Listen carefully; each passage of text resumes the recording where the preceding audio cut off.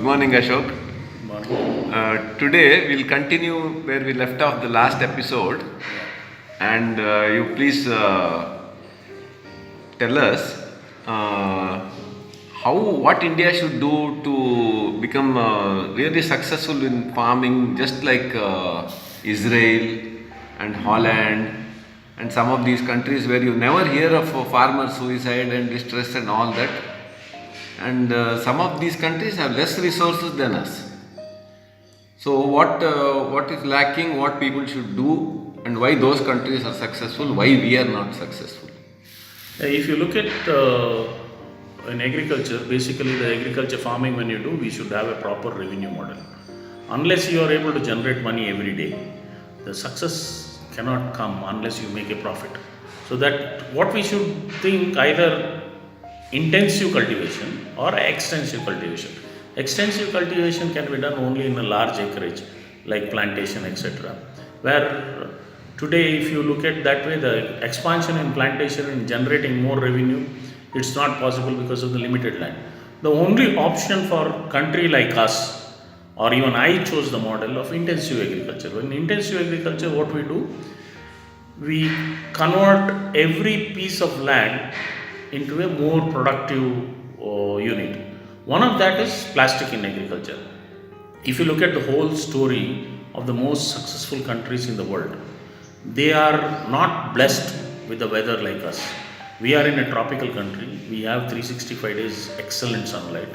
We have good water sources. We also have excellent soil.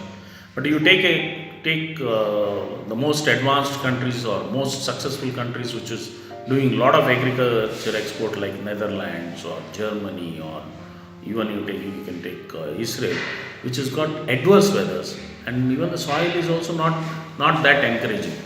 That way, if you look at, we are blessed with that. Only thing what we are lacking is the knowledge. So in that context, I was in touch with a lot of people from Israel, and we had a lot of companies from Netherlands. We had associated in floriculture. Initial days we thought we'll do floriculture by importing certain things. Later I learned that instead of importing the gladiolus bulb, which they used to sell it for 4.5 rupees, if we can produce those bulbs ourselves, we can produce it much cheaper. And it so happened, instead of me getting into, I was getting into growing flowers. Later I diverted myself and I started growing into bulbs, which was like a seed business, where we were able to generate in an acre more than 10 lakhs rupees. That is gladiola. Gladiola Is a flower which the root is like an onion kind of. Yeah, it is an onion. It's a bulb. It's a bulb. And then once a year it comes out, and then you get the bright flowers. It's not once a year. You can program yourself, and you can see that it can be grown 365 days also. It is a beautiful flower. It is well accepted in the market. And what happens in every business, like even in flowers, the fashion, it is like certain flowers become a fashion in a particular season. People opt for that kind of color. People opt for certain varieties of flowers. So certain seasons, for certain decorations, the gladiolus, it's got its own niche. So when in that niche, like we have to give them colorful flowers. So the breeding of this colorful flowers or breeding of this bulb itself is it's an expertise. Instead of growing flower, if you breed flowers and if you sell the bulbs, which can give almost something like more than 10 times or 15 times more profit than that of any other things. Now, for example, you take in India, we export maize, we export soya, we export so many other things, which is actually not the right thing to do. What we should do is we should convert that into a value addition, maybe into chicken, maybe into meat, maybe into cheese. Then we should be able to export. The most successful countries in agriculture, it is Netherlands, Israel, Germany, France, which is mostly in European belts. They have a nice market around them, and they are growing everything on an intensive cultivation. They don't have good soil and good weather like us. In fact, like if you take some of the successful companies which is in India, even they are exporting into Europe.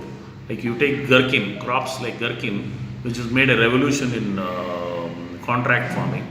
The people earn less than 72 days, they earn more than 1.5 lakhs rupees in a quarter acre, which is not which is not the story in any other agriculture crops. What I mean to say is, unless we know that we can earn money, then only the success comes. So we should advise all our friends, all our farmer friends, to select such a crop which can generate a profit.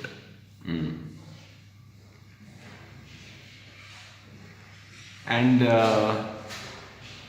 but that seeds selling it is maybe a problem, no? Marketing. Seeds, for Like example. gladiola seeds, for example. Yeah, it was not difficult. It was not difficult. Even today also it is not difficult, but I am not doing it now. There are a lot of people who can do it in a small way. Now you take an example of even certain things like hybrid seeds or even selection, or there are certain native varieties. All this is any business connected to seed, any business which is connected to nursery, any business which is connected to export oriented, exporting into Europe, or anything which directly connects to the consumer, it is most successful in agriculture. If you are not connecting it, if you are getting into a commodity market, the risk of monsoon and market that predominates, and you will be the gainer or loser depending upon the situation. So loss of control is there. You don't know how the outcome. Yeah, we can control that.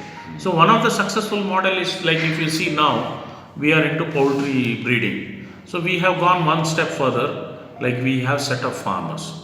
Those farmers, they are contract with us. So we have a nice group. We have a group of around 300 farmers with us. All these 300 farmers, and we work together. And he's got his sheds, he's got his resources, and he works for himself, and he generates a decent income. So that way, like, it is as good as like a person who's got around 5,000 birds, he generates comfortably around 60,000 kgs of chicken a year. 60,000 of kgs of a chicken, he makes comfortably around 2.5 to 3 lakhs rupees profit per annum, which generally goes for supporting his family.